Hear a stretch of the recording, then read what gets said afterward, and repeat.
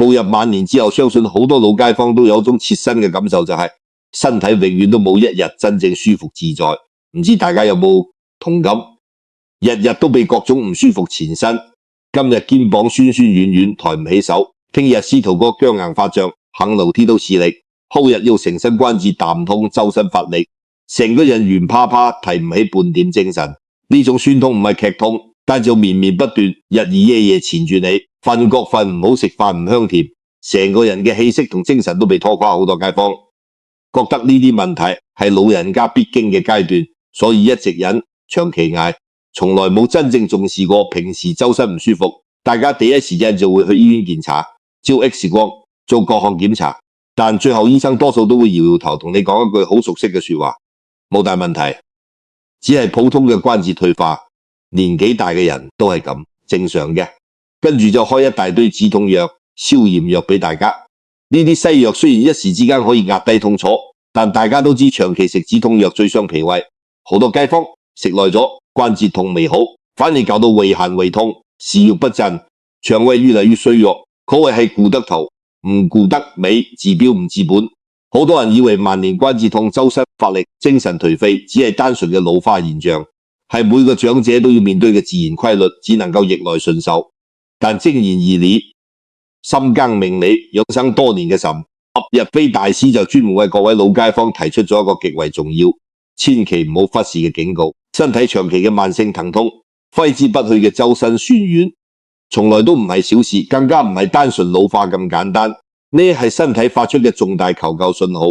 喺玄學命理同傳統養生角度嚟講，老人家長期周身疼痛、渾身無力、氣息暗沉、精神萎靡，根本原因唔係年紀大，而係你嘅身體磁場正在被體內嘅陰火不斷蠶食，慢慢消耗呢種陰火。對應現代醫學所講嘅慢性發炎，佢唔係突如其來嘅大火，而係藏喺五臟六腑、血管關節入面，綿綿不斷、靜靜燃燒嘅虛火邪火。老人家本身年紀漸長，先天陽氣逐漸虧虛，體內精氣神本就不足，一旦陰火長期不退，日積月累燃燒，體內僅存嘅陽氣同精氣神就會好似山野之間嘅乾柴一樣，被慢慢燒乾燒盡。呢個問題絕對不容小覷，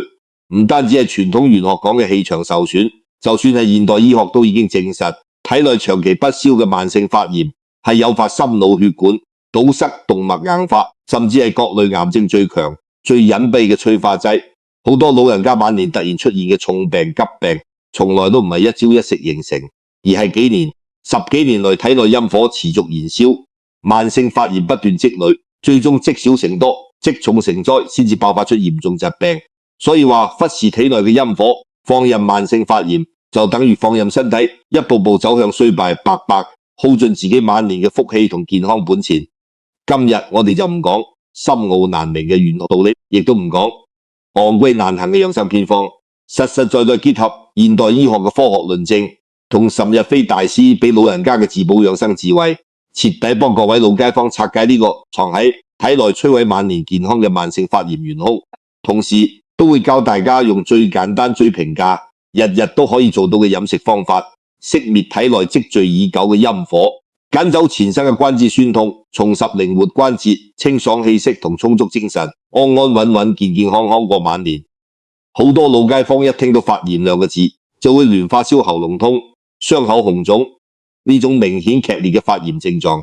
但大家絕對唔知道，對晚年身體殺傷力最大嘅，從來都唔係呢種急性發炎，而係隱藏喺體內無聲無息、日日夜夜侵蝕身體嘅慢性發炎。呢個就係人體步入晚年之後最可怕、最難察覺嘅無形火災。現代醫學早已經過無數實驗證實，人體隨住年紀不斷增長，免疫系統都會慢慢出現失衡衰退嘅情況，唔再似年輕時一樣強健穩定，可以及時清除體內毒素同邪氣。去到50歲、55歲之後，幾乎每一個人嘅身體都會進入一種長期系統性、持續性嘅微發炎狀態。呢種狀態就叫做慢性發炎，同急性發炎唔同，佢唔會令你發高燒，唔會即刻出現劇痛，甚至平時唔會有太明顯嘅不適感覺，但發炎因子會長期游走飄蕩喺全身血液之中，跟住血液群走遍五臟六腑、四肢百骸。呢啲限不前嘅發炎因子會日日夜夜摩擦損傷脆弱嘅血管壁，令到血管慢慢變硬、變脆、變窄，慢慢形成動脈硬化、血管堵塞嘅問題，為高血壓、心梗、腦梗塞呢啲晚年高危重病埋下伏筆。與此同時，發炎因子亦都會不斷攻擊關節入面嘅軟骨組織，慢慢磨損軟骨，刺激關節滑膜，令關節長期處於充血發炎狀態，久而久之就會變成頑固性關節炎、骨質退化，令大家日日飽受肩痛、頸痛、腰背痛、膝痛嘅折磨。更值得警惕嘅係，長期嘅慢性發炎仲會慢慢侵蝕腦部神經細胞，大大增加患上阿茲海默症，也就是老年痴呆嘅風險，直接影響晚年嘅記憶力、思維能力同生活質素。而從傳統五行玄學同養生角度嚟睇，呢種揮之不去潛藏體內嘅慢性發炎，就係最傷身嘅邪火、陰火。老人家先天陽氣不足，氣血運行本就遲緩虛弱，體內一旦滋生陰火，久久不散，就會不斷灼燒氣血，消耗元氣，加速氣血枯竭，五臟衰退。大家日日忍受住周身疼痛，體內虛火煎熬，身體氣場就會越變越暗淡，心神越變越煩躁，情緒容易暴躁多慮。長期落嚟，個人嘅福氣運勢都會被耗損，衰氣霉運自然接踵而嚟，身體唔舒服，運氣唔順心，晚年生活自然過得憋屈煎熬。最令人無奈嘅係摧毀各位晚年健康，引發體內呢場無形火災嘅元兇，根本就唔係什麼罕見嘅重病，亦都唔係外界嘅兇殺邪氣，而係我哋日日夜夜擺喺飯桌，日日都會入口嘅常見食物。好多老街坊一世節儉，好好識食，日日食住呢啲以為普通無害嘅食物，殊不知就係不斷往自己體內添柴加火，令陰火越燒越旺，發炎越積越重，白白透支自己嘅健康福報。飲食養生調理身體從來都唔係複雜難明嘅學問，對於50歲以上嘅老街坊而言，好好抗燃熄滅體內陰火，絕對係晚年最抵、最穩陣、最值得投資嘅健康買賣。知名文人兼養生達人蔡瀾先生同深耕易理養生嘅岑日飛大師，兩位前輩雖然研究嘅領域唔同，但喺晚年養生呢件事上卻有完全一致嘅共識。人到晚年，最頂級、最珍貴嘅享福，從來都唔係大魚大肉、名貴補品，而係身體無痛、周身輕鬆。真是只有身體唔痛，精神清爽，關節靈活，就算日日食呢碗白飯呢碟青菜，都會覺得香甜可口，心滿意足相反。如果體內陰火熾盛，慢性發炎纏身，日日關節酸痛，周身乏力，心神不寧，就算你日日食人參飲燕窩，食盡天下名貴補品，都只會食得苦澀無味，根本體會唔到養生享福嘅樂趣。所以話晚年養生唔好本末倒置，唔好一味花大錢追逐昂貴補品，最優先最緊要嘅事就係及時熄滅體內積聚多年嘅發炎之火，清理體內毒素濁氣，穩住自己嘅氣血元氣，將辛苦一世積落嘅健康老伴，一生修來嘅福報牢牢鎖喺自己身上。想要徹底斷絕體內陰火，根治頑固慢性發炎，首先就要做好飲食斷捨離，將日日縱火不斷加重發炎嘅禍根食物徹底從廚房飯桌上面清除出去。55歲之後以下呢3類發炎食物真係死都唔好再食，越食身體越虛，痛症越重，福氣越薄。第一類必須堅決戒掉嘅就係高果糖漿同各類精製糖，呢啲食物絕對係晚年身體最可怕嘅慢性毒藥。看似溫和無害，入口香甜，實則日日悄悄蠶食大家嘅關節同血管健康。好多老街坊晚年口味偏甜，平時鍾意食餅乾、蛋糕、麵包，日日沖即溶咖啡，飲甜茶糖水，覺得呢啲小食清甜解悶，無傷大雅。但大家一定要知道，呢啲食物入面嘅糖分全部都係經過深度加工嘅精製糖、高果糖漿，純度極高，人體吸收速度極快，根本唔含有任何營養價值，只會為身體帶嚟無盡負擔。呢啲精製糖一旦進入人體，會被快速吸收代謝，隨即產生大量糖化終產物，也就是醫學界公認最強最頑固嘅體內發炎因子。呢種有害物質滯留喺血液入面，會持續不斷摩擦損傷脆弱嘅血管內壁，令血管加速老化、硬化、堵塞，直接提升心腦血管疾病嘅發病機率。與此同時，佢仲會不斷刺激全身關節滑膜，加重關節水腫、發炎、疼痛感，令本嚟就退化老化嘅關節問題雪上加霜，日日酸痛難耐，反覆發作，點樣休息都無法緩解。長期攝取精製糖不單只會加重慢性發炎，仲會拖累胰臟功能，令血糖波動異常，可謂係百病之源。晚年養生首要就係戒甜戒精製糖。第二類一定要及時更換斷絕食用嘅，就係富含高歐米伽硫嘅精煉種子油，包括家家戶戶常年使用嘅大豆油、魚尾油、沙拉油。好多老街坊為咗慳錢貪方便，幾十年來都習慣買大桶平價植物油煮餸，覺得植物油清淡健康，價錢親民，比動物油更適合老人家食用。但大家一直都誤會咗呢啲平價精煉種子油，先係隱藏喺廚房入面最大嘅縱火元兇。呢類經過高溫精煉化學提煉嘅植物油，入面含有超高比例嘅歐米伽6脂肪酸，呢種物質本身就極易誘發體內發炎。人體需要歐米伽6，亦都需要抗炎嘅歐米伽3，兩者必須比例平衡，先可以維持免疫穩定。但而家大家日日食用嘅呢啲油，會令體內歐米伽6嚴重超標，直接刺激身體釋放大量炎性因子，不斷點燃體內陰火，讓慢性發炎持續惡化。老人家本身五臟機能衰退，代謝變慢，根本無法及時代謝呢啲有害油脂，長期用呢啲油煮餸，等於日日食發炎毒藥，關節痛、血管硬化、周身不適，只會越嚟越嚴重。所以話55歲之後煮餸所用油，千祈唔好再貪平，一定要狠心更換油品，捨棄呢啲化學精煉發炎嚴重嘅平價油，專用化學殘留極低、物理壓榨天然健康嘅優質食用油，譬如橄欖油、茶籽油。呢個簡簡單單嘅換油動作，唔單止係飲食調理，更係老人家最直接、最有效嘅物理秘訣，可以從根源減少體內發炎來源，守住晚年健康底線。第三類必須堅決戒口，絕對唔好碰嘅，就係各類超加工肉類，香腸、火腿、培根、臘肉、罐頭肉呢啲，通通都係含有大量硝酸鹽嘅發炎炸彈。好多老街坊貪方便，平時唔想落廚煮飯，就會煎幾片火腿，煮幾條香腸當一餐，或者儲存大量臘味過日子，覺得呢啲肉類方便快捷，味道惹味。但大家要清楚，呢啲長期保存嘅加工肉類，為咗防腐保鮮、提升口感，添加咗大量防腐劑、硝酸鹽、香精、調味劑等各種化學物質。呢啲人工化學添加物對年輕人嘅身體都會造成負擔。對於五臟虛弱、腸胃老化嘅老人家而言，殺傷力更加係成倍增加。長期食用超加工肉類，會直接破壞老人家本就脆弱不堪嘅腸道黏膜，令腸道屏障受損、功能失調，誘發嚴重嘅腸漏症。一旦患上腸漏症，腸道入面未被消化嘅食物、毒素、代謝廢物就會直接滲漏進入血液循環，隨住血液走遍全身，引發全身性、頑固性嘅慢性發炎，直接加重關節酸痛、血管老化、周身乏力等問題。可以話呢類加工肉類完全係晚年健康嘅隱形殺手，絕對唔可以再貪食。講完需要戒斷嘅發炎食物，大家可能會覺得養生調理處處受限，過於拘束。其實熄滅體內陰火，調理晚年身體，從來都唔係一味節制、一味戒口，更需要溫和調理，疏通氣血，清散虛火。呢個時候，大家不妨停低急速嘅節奏，靜靜坐低，斟一杯溫潤嘅普洱茶，慢慢飲，慢慢感受，體會大師推崇嘅清涼養生之道。